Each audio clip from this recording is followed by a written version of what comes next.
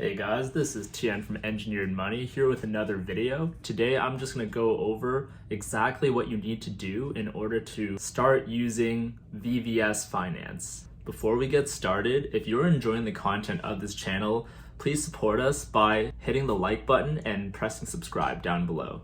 And if you're interested in getting $25 worth of CRO for free, sign up with my referral link. Okay, so to start off, the first thing you have to do is you have to go and move some of your money over to the DeFi app. What I'm going to do here is I'm going to go onto my crypto.com wallet and I'm going to move a little bit of CRO over to DeFi. In this example, I'm going to be moving most of the CRO I have in my wallet over, but I'm not going to move all of it because I like to keep a little bit around just so that I can be able to pay all of my gas fees for transactions. I'm going to be moving 950 CRO for this example.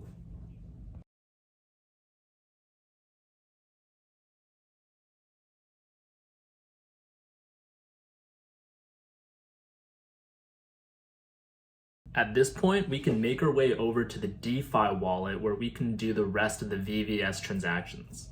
Scroll down until you see a little tab thing that says Bridge Through Chains. This is where we're going to convert our CRO into the Chronos version of CRO. This is what we need in order to actually use VVS Finance.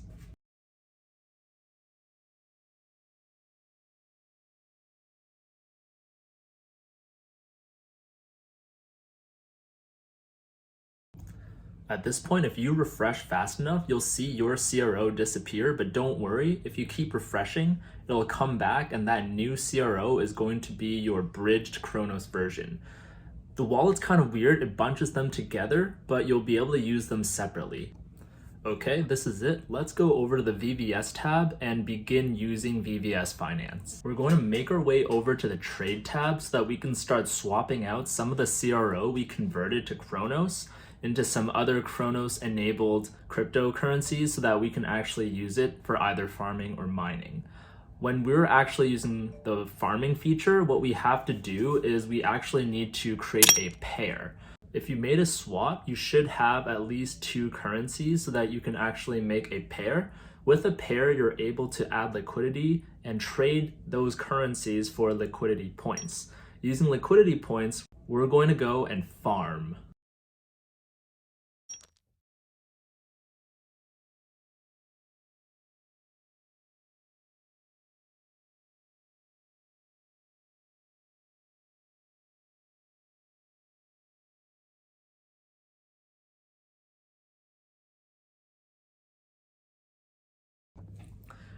You've got your liquidity points, but you're not done yet. The next step is to go over into the farm tab, and in the farm tab, you're gonna go and find the pair that you have liquidity points for, and you're going to stake those liquidity points.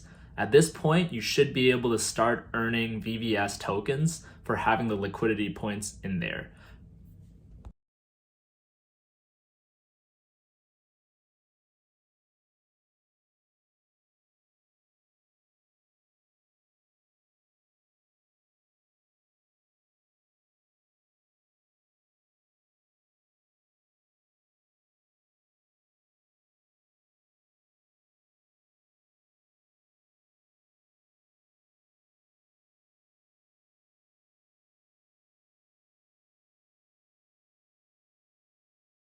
For VVS farming, that's all there is to it.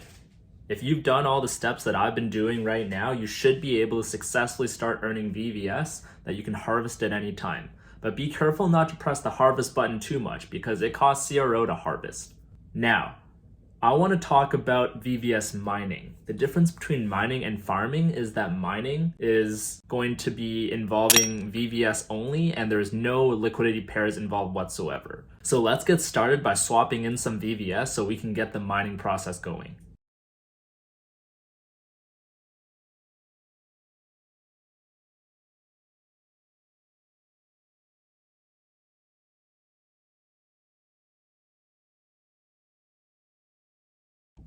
When you've got your VVS, you're basically ready to go and mine. All you have to do is go click the Earn tab, go to Mines, and you will be over in the mining section of VVS. It's pretty easy. You just press the plus button, you say how much VVS you want to put in. I'm just going to put in the max. And once you're done, it's just going to sit there and it's going to compound over time.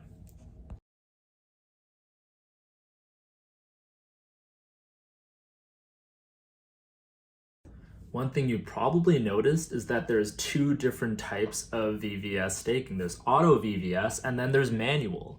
So the main difference between auto and manual is that when you run manual VVS staking, you actually need to collect it yourself, whereas auto VVS will automatically collect it and compound it for you. Keep in mind that when you collect it manually, you will need to pay a CRO fee. The last thing that I want to bring up is that you might have noticed the manual and the automatic interest rates are not the same. That is because the manual side is harvested manually and the automatic side is compounding, and therefore it's really just a difference of APY versus APR. One of them is compounding and represents how much you get if you keep putting your compounded interest back in, whereas the other is simply just how much you get from that initial principal amount of investment and nothing else. All right, that's all there is to it. VVS Finance, mining and farming, they're both pretty high interest and they offer great returns in VVS. So this is an alternative to all of your other investments. As with all investments, I also want to point out the risks and the downsides that I have in mind. The upside, of course, is there is very, very high interest rates, and that means it's a very safe way to accumulate VVS, and you can sell the VVS for money. The downsides is that VVS is its own token and therefore has its own value. What you're doing is you're converting different tokens, in my case CRO, into VVS, which means any gains in CRO may not necessarily be reflected when you have it in VVS.